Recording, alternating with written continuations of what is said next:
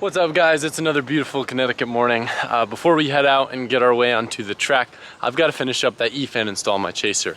I know that it will make my life a lot easier if I have a riv nut tool. Grant doesn't have one and we can't really find one locally, so I'm gonna go run over to Tommy's shop, say what's up to him, grab his riv nut tool, pick up some hardware, and then we'll get going with the install.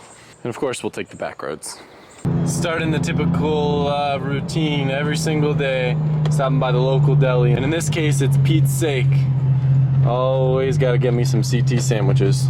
Favorite thing, hands down, deli sandwiches in Connecticut, small mom and pop delis. The food's so much better, makes me feel better, it tastes better. Also, another thing I want to note, I know that because my sunglasses are polarized, that's why I couldn't see the camera screen. I should have mentioned that. A lot of you guys were explaining to me and I appreciate it, but that is something that I remember learning in science class way back in the day. But it's annoying because my old camera didn't do that. I guess on this new camera, the orientation of the screen is just enough to where it starts to conflict with my sunglasses. So either gonna get some non-polarized sunglasses or just vlog without wearing them because it's hard not seeing anything. Got the Colette special from Starbucks, and now the morning routine is complete and we can head over to Tommy's. Like I said, we always gotta take the back roads to Tommy's shop. Lots of cool little elevation change and winding corners. Always a good time.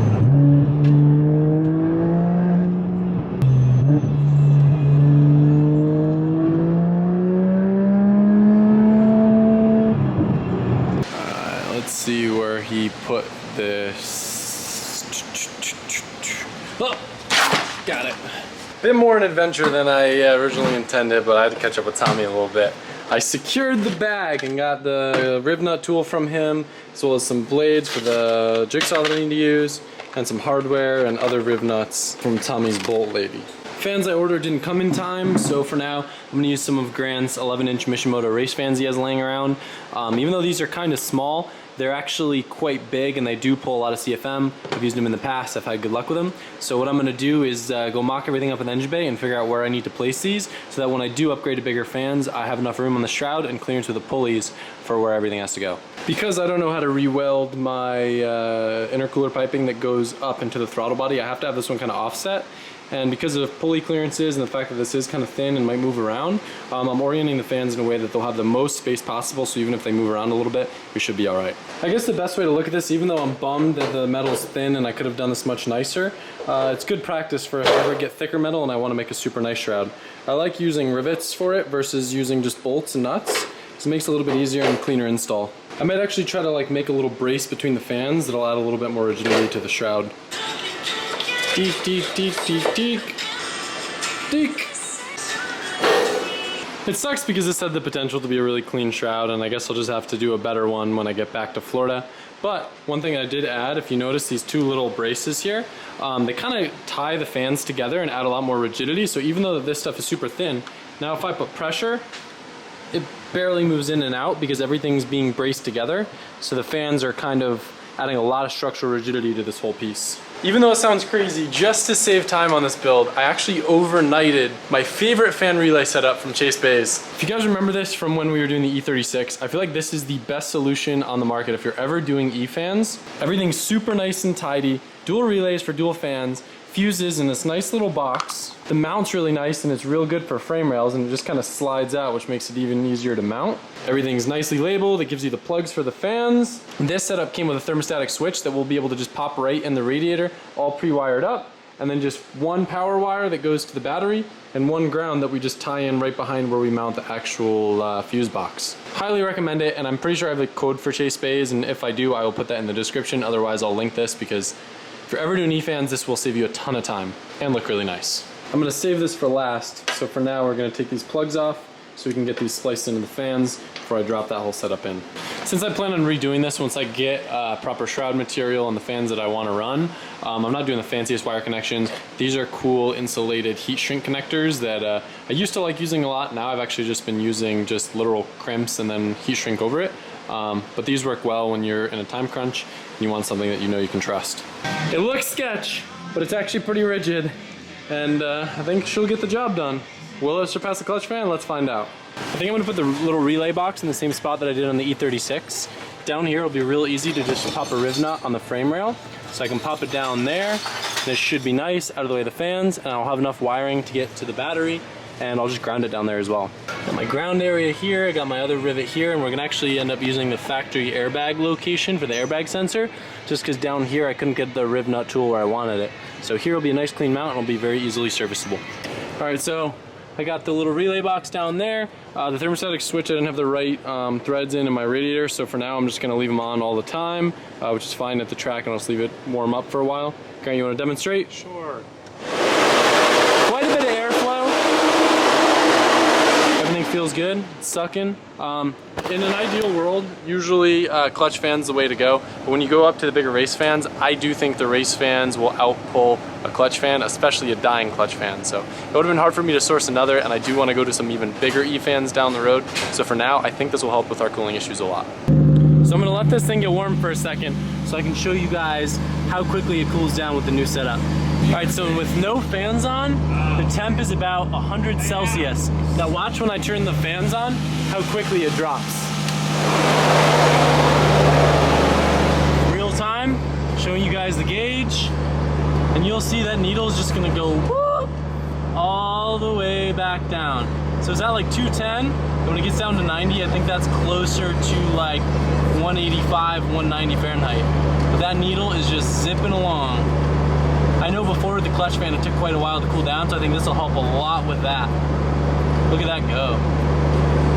I'm excited. So, as you can see, Mike's back. He's gonna be coming with us to the track and he'll be editing this one. The temperature of the car still stays about the same, which does make sense considering I still have the same stock thermostat in there. I did plan on getting a lower temp thermostat, but that was coming with my fans that didn't show up in time. So for now, stock thermostat, and I guess we'll just see once the car gets on track how cool it stays. I love seeing this thing in Connecticut though. All the different scenery just really brings out the beauty in it. So unfortunately, Grant's still got a bunch of stuff to do in his car. Such a flake. What? He's a flake. No, Grant's not a flake. I know. I just want to bust his chops. It was supposed to be us three rolling in the toter together, but it's gonna have to be just us. And Mike. Don't forget about Mike. Well, I mean like as the cars. Yeah. We're talking about cars here, not people. But yes, Mike is here. Tell me about this thing. Why did you pick this thing? Because it's the only thing not broken. This is my SR hatch. It was not supposed to be a drift car. And guess what I'm doing tomorrow with it? Something looks a little weird here. What? It's a 32 mirror. Are you gonna judge me for it? Eh? They look a little bit more angled than normal Ganadors. I don't know why. Maybe the pillars on 32s are like slightly more out. I almost thought they were fake for a second. I thought they were the GK Techers. They kind of look like it was like it. But anyway, we're gonna roll over, load some cars up. I'm stressing a little bit because this will be my first time driving the toter. I've never even driven in a parking lot before. I've had no desire to, but this is like one of the most chill drives. We have plenty of time. The track day is literally tomorrow, so we have all night to get there. I bet there's a couple YouTube videos on how to drive a toter, so. Yeah, but dude, there's like weird controls. Dude, and I bet Mike has had some crazy sim driving of just like campers. Like, what? You ever see those when guys just drive the tractor trailers on the Sims and it's like the slowest thing ever, but it's like relaxing? Is that actually a thing? Yeah, it's a thing. Is that why my Sim is an 8-speed shifter? Hell yeah. Watch, Mike is gonna be the guy. All right, we'll make Mike drive. Let's make him drive.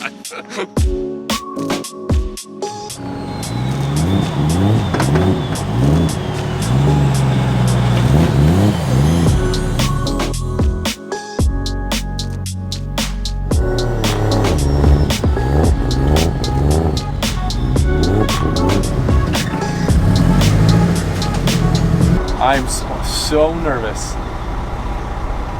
Dude, this thing like turns like a boat. Am I doing the right thing?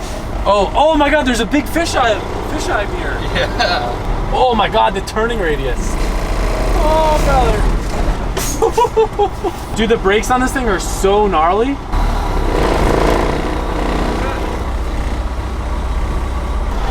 Are they gonna leave me? Hello. You're gonna run like a mile. Stressful. Major step of the operation. Because I can't tell if we're going fast or slow right now. We're going fast enough. We're going 20 miles per hour. We're 2.5 miles.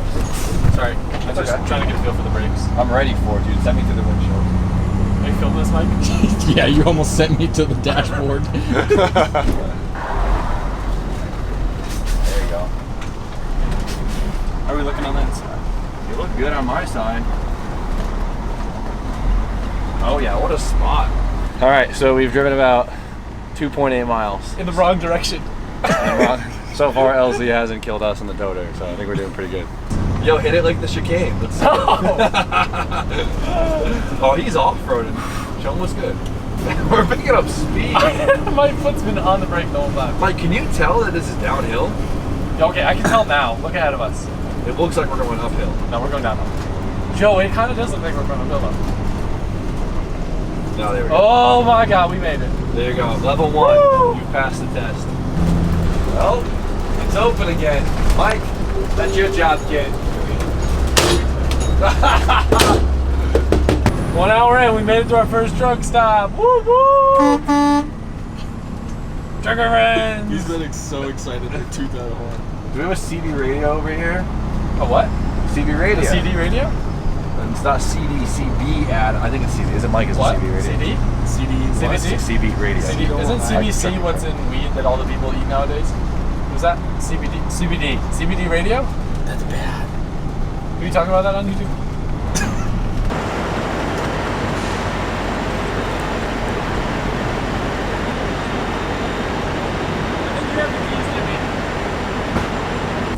What do you have to say about this?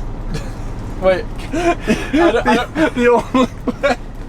So Jimmy's favorite thing to do with cosmic brownies is to squeeze them so they look just like... It's like the ultimate devil dog. I don't know if this is bad for me to say, but like, if Colette pooped, I feel like it would look like this. The sprinkles. Oh my God! I just started driving. We gotta eat it though. You're gonna eat it the long way? Come on, dude, give it a shot. Come on. Oh, there you go. Don't put that in. Well, about 5 or 6 hours later, we made it in one piece. No real issues. Jimmy immediately is crashing. We couldn't figure out how to get the slide out. Well, I know how, but it acts up and the wiring's weird, so it sometimes just doesn't work. I'm gonna sleep up there. Mike's gonna sleep here. Mike's over there. He got milk and cereal. He insisted on having milk and cereal. So in the morning. Yeah, you're not wrong. It's 4:30 a.m. Gonna start driving at 8. This is gonna be a chill track day. So We're gonna start driving at 8. I mean, that's when everyone else is. Driving back. Nils is gonna be doing burnouts in his pickup truck outside. Oh my God. Just what you want to wake up to. That's just what I want. That's right? just what he want. You want some of my salad? Is it dry? You know it. I don't want it. Oh.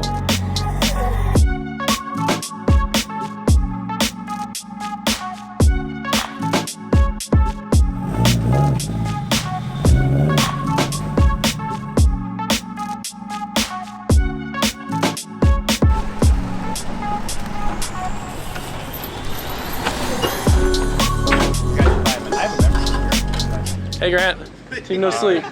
Yes. Grant got 2 hours, we got like 4 hours, but we're here, we're ready. Made it. It's beautiful out. It is so nice It's out. getting muggy. I can feel it. Listen to the pessimism in his This voice. is so That's heavy. because he brought his stock SR car, that's why. Yeah, I'm gonna He's like, burn you oh, up. the weather's gonna be so bad. Maybe we shouldn't I'm gonna drive. burn you up, kid. You know what the irony is of it? What? I bet the stock SR makes more power than the stock LS in your car. Possibly. You got a truck cam, bitch. I got a Camaro engine, brother. Yeah, so you think. He painted that block silver. Broke. Shut up, Jimmy.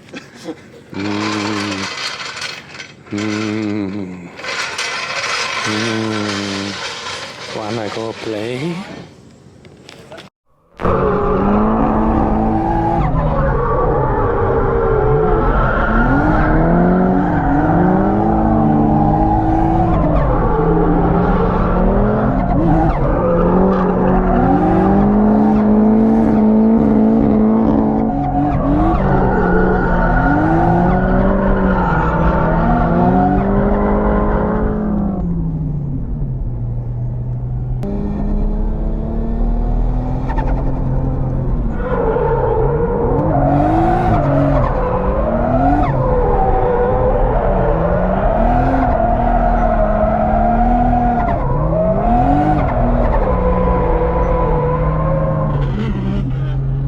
Seems like you kept up well. Yeah.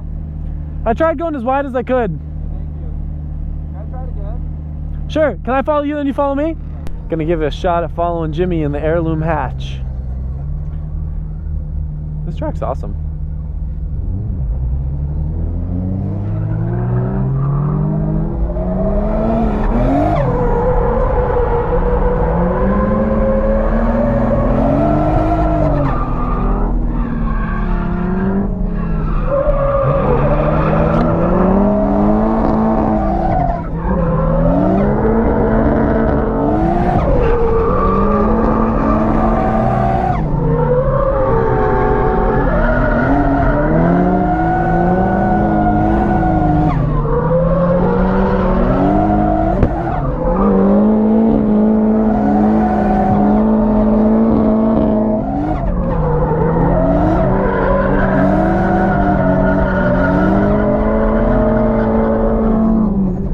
drives that car really well.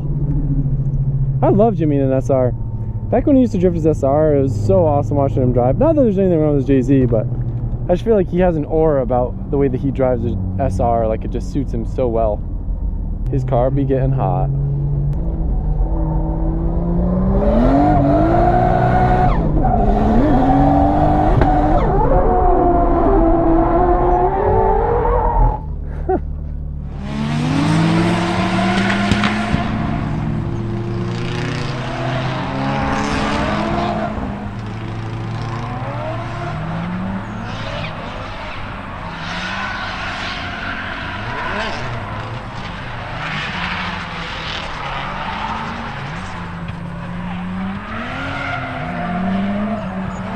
Try to have some fun with some entries.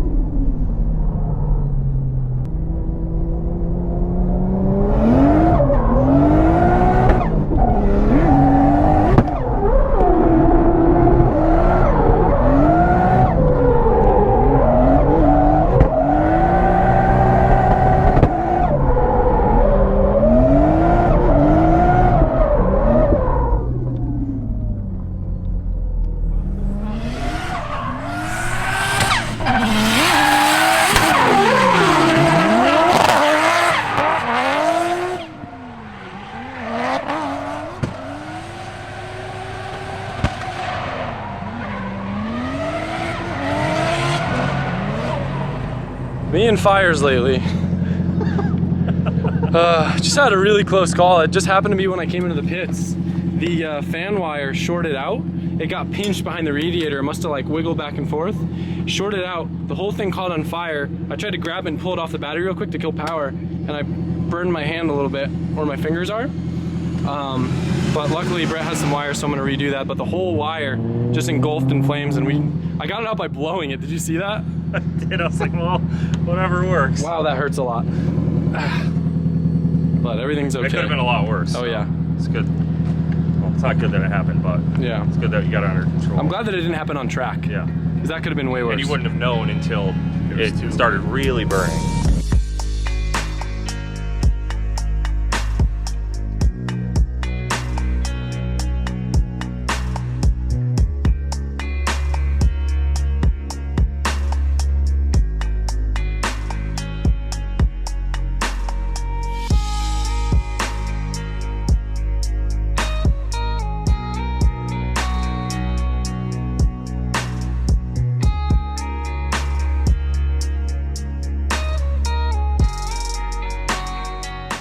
One of the things that I forgot from last time I was here, there's a gnarly compression zone going down the hill. So I took a little bit of a bite out of my fender over here.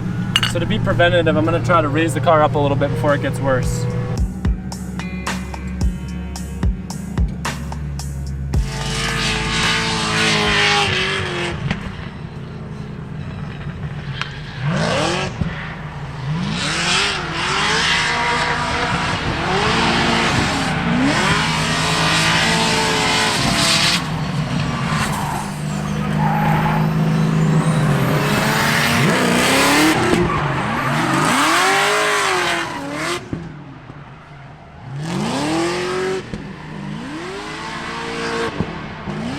I think we're gonna do some laps with our friend Nils in his drift truck now.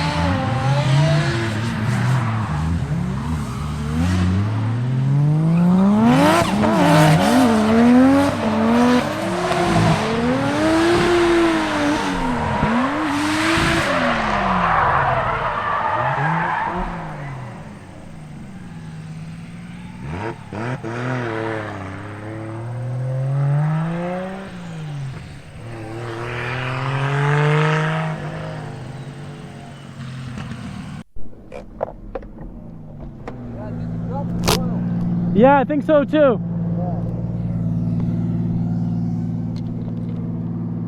Oh, it's on fire!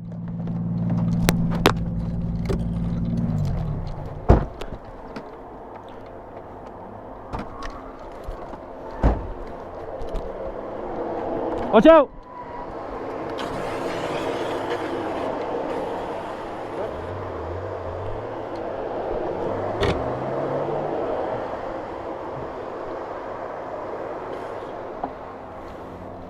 Is this all oil or water? Oh, that's water.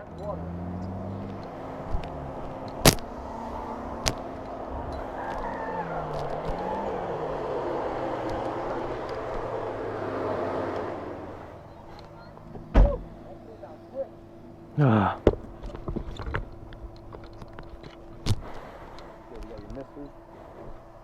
Yep. It's not oil, it's just water. I don't know what caught. I don't know. I smelled oil burning.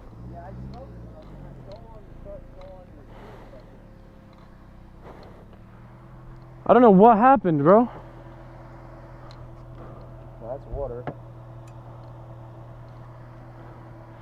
The engine might have locked up. It started vibrating like crazy after I went off track.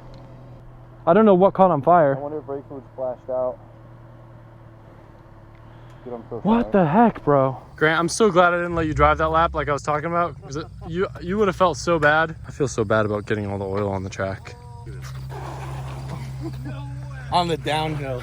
Oh my god. That's what my car did. My front, I get on the hill, I was underneath. I'm like, what? I'm trying to go up to the top to figure out if it let go in drift or potentially if I damaged my pan when I went off. But I think when I went, Adam, there's your upper oil pan. I think when I went off, I spun off backwards. I don't think my oil pan was anywhere near it, so it had to have let go maybe from the G's plus the power or something. It starved oil. Is that a thing with JZ's? I don't know, but this is where it blew. Rest in peace. One JZ right here. This is it. I mean, it's quite a bit of G's coming downhill. This is crazy coming down the hill too. It's on transition. Grant, where did your motor just let go? Here? Really? I think so. Yeah, on transition coming downhill. Coming down a hill at full sloshes. and at, like you're at full RPM also. You're at full throttle. Yeah. You're right. So This is so much deeper than it looks in the car. Holy shit. Can you say a prayer? Come here, hold my hand, Grant. Let's say a prayer. I went off, I kind of like backed it in here a little bit, and just my rear wheels draped like here. So I don't think here. What? This would probably be where your oil pan hit, right? Look at all the Yeah, but look at where my rear wheels were. True, so it would technically be My like... pan would have been like up here. Oh yeah, I mean, I wonder how that... I think it had to have been on transition because there would have been an oil trail if I hit the oil pan here. absolutely. You would have ripped... You could see right. It was right down the hill. Yeah.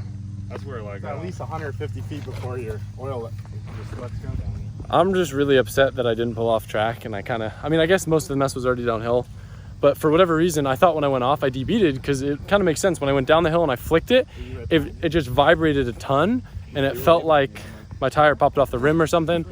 And then I was gonna pull off, and the car just literally shut off on its own. I kind of smelled a little burning oil too, and then I heard a boom. So I popped the hood, and sure enough, there's on fire. I don't know what that is. That's some sort of bearing. That's the rod bearing. Well, that is. Yeah, it's for the connecting rod. That looks like It's in good shape too. almost a part of a piston. You're a jerk.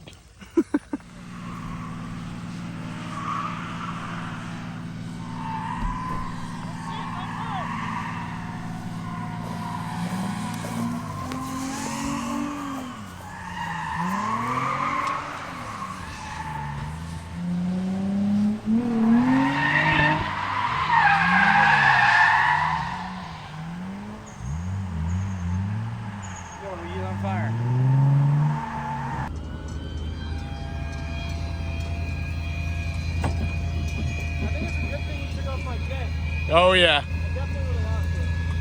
That is a big hill. The video doesn't do it justice. That hill that he just pulled the car up is straight up.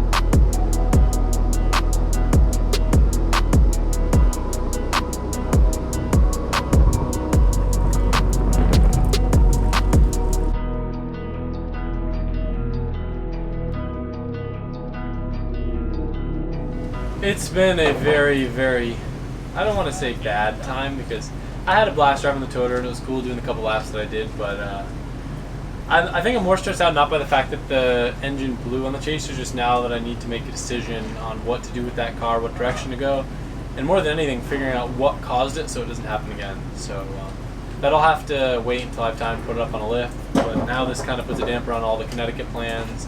Colette's car was in the trailer. She was actually supposed to be driving with us today, and some stuff came up with her scheduling, so she didn't get to come, so there's that. And then this happened with my car, so I don't know what's going on or what cars are going to go back to Florida, what are going to stay up here, but I definitely want to be up here for longer, and now this kind of complicates it, so I don't know, we'll see. But yeah, I'm just bummed too. Now it started raining, so a lot of the guys only got just a chunk in the morning of dry, and then now, I mean, just rain dry. I don't know, we'll talk about it. You know what's crazy, Jimmy? 3 engines today in the same exact spot. The RX-7 motor went in the same spot, Grant's motor went in the same spot, and mine. It's got to be something to do with the G-forces.